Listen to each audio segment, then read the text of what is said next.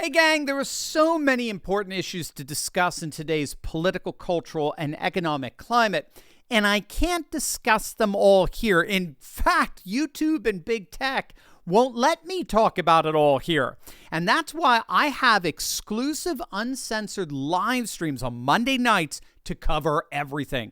On Monday nights, I share all my thoughts and answer your questions in an in-depth, casual format that prepares you for this upcoming election with the truth. Today, I want to show you a quick clip from a recent stream that I hope will help you think clearly about these important issues, as well as encourage you to join our movement.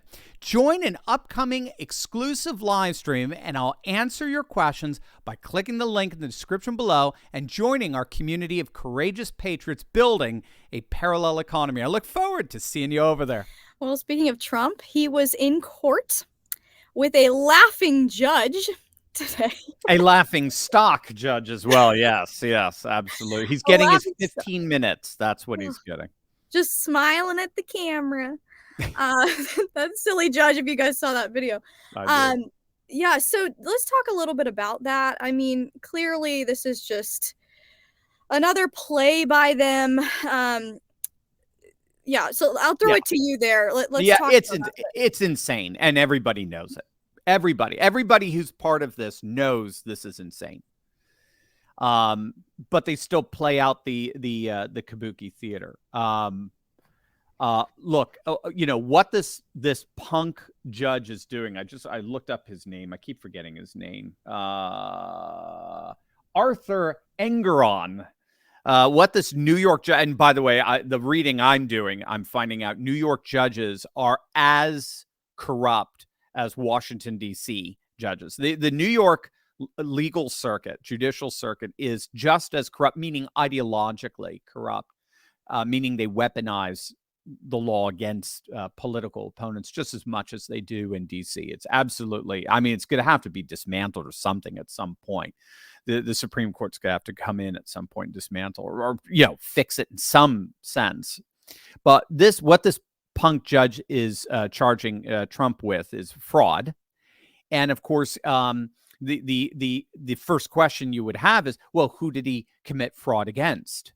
Was it the banks that did their own due diligence to determine the value of his commercial properties, right? Which are not the same as residential properties. They are evaluated and valued at with different methodologies, different standards of valuation. Is one of these banks suing him? Of course not. There are no victims suing Trump. None of New York's banks, none of New York's insurance companies, none of them are suing Trump. Every single one of those banks and insurance companies, and we're talking banks and insurance companies that handle multi-billion-dollar business deals. They all did their own due diligence. To see if Trump overvalued his properties. And even if he did, he's still not liable precisely because of that due diligence clause. It's the banks and insurance companies' responsibilities to do their own assessment of the property's value. They did. They came to a common agreement, everyone together. Moreover, Trump has since repaid those loans. His accounts are current. He's a valued customer of these places. None of them are bringing these charges against him. Who's bringing these charges against him? And I must an effing, if I may, a freaking judge. A judge is doing it. A weaponized legalist system where one judge in this nation can just exploit his authority and claim, and as I understand it, this is sort of specific to New York law. New York law is insane as we're finding it out. But this one judge can autonomously and ridiculously claim that Trump overvalued his properties, fine him hundreds of millions of dollars, break up the Trump organization, seize control of his properties, include his own children in the punishment, in the decision,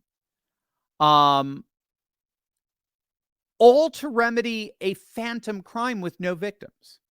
If this were to happen to Jack Ma in China, if the Chinese government were to do this precise thing to a Chinese billionaire business owner, we would all see that as evidence of a totalitarian system. You see, that's why I don't live in China. You do. You and I do. And what Trump's team did today, when they were brilliant, I thought the only other two phases that I loved today was Trump's face, which looked great on camera. And then what is this? Letitia Jackson, or whoever's the insane prosecutor DA in New York that's been pushing this.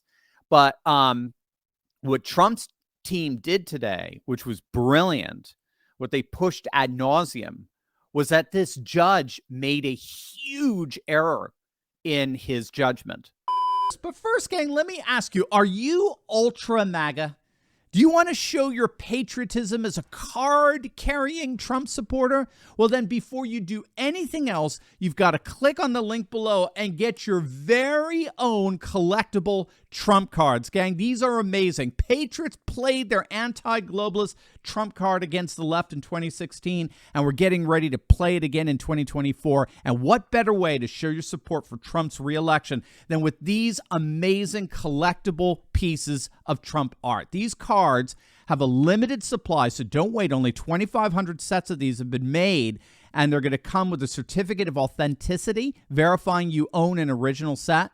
These make great gifts for any MAGA patriot in your life, and if you buy 2 sets, you also get a bonus gold Trump 2024 card absolutely free. These physical cards are high quality, they're made in America, they're highly collectible, but again, there's only a limited supply, so don't wait. By the time you remember, they're likely to be gone. So click the link below right now and get your Trump cards today.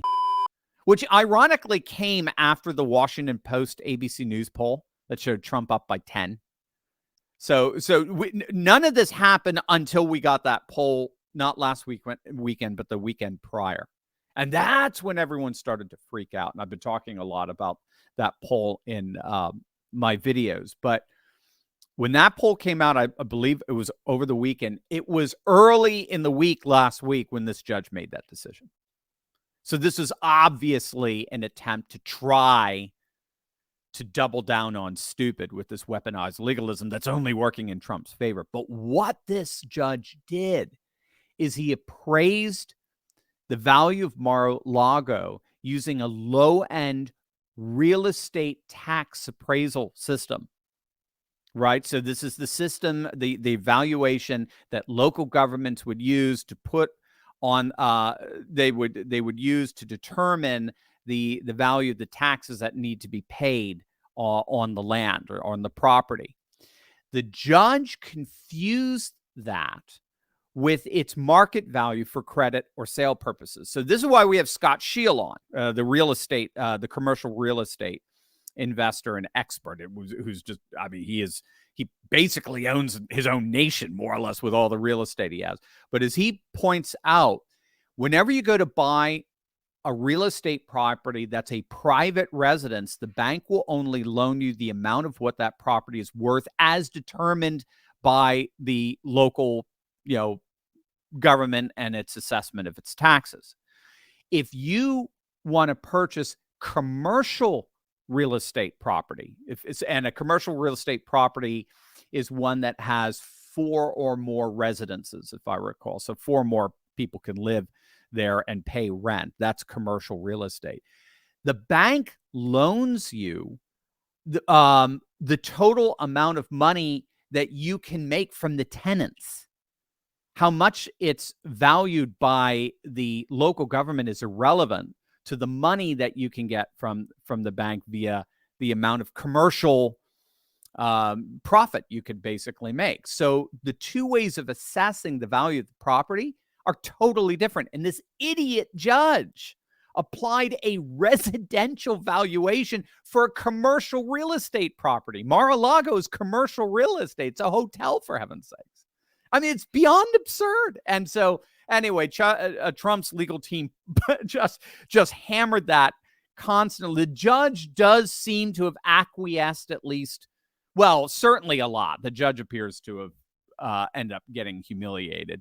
At the end of the day, Trump did come out and he said that the judge has conceded that the statute of limitations are in effect on transactions that closed prior to 2014. That makes up about 80% of the case. That's just gotten kicked out. Letitia James is her name. I'm looking at it here. This CNN report, my favorite in fake news. But so Letitia James, New York Attorney General, she left the proceedings, the courtroom, without granting any interviews. She was obviously very upset at losing 80% of her case against Trump on day one, because, she didn't know what a statute of limitations was.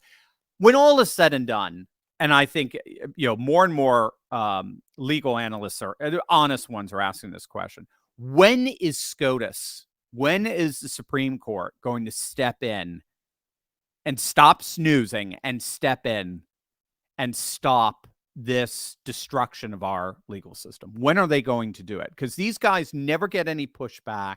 They feel like they can do whatever they want, whenever they want. And you need you need Clarence Thomas to come in. You need these guys to come in and just absolutely shut this crap down. And we're waiting. Right now, they're snoozing. Outside of, you'll probably bring it up, outside of the 14th Amendment case that just got tossed. Yep. So they're willing to just say, you guys are ridiculous. But they're waiting for things to come to them as opposed to intervening. And I'd like to see some intervention. But there you go. That's what I think what we saw today in the end was just how utterly insane and absurd and desperate these guys have gotten. I hope you enjoyed that clip of my Monday night Insiders Club live stream. Join us live next week by clicking on the link in the description below and joining the coalition of patriots worldwide building a parallel economy to return to our roots of faith, family, and freedom. Click below right now.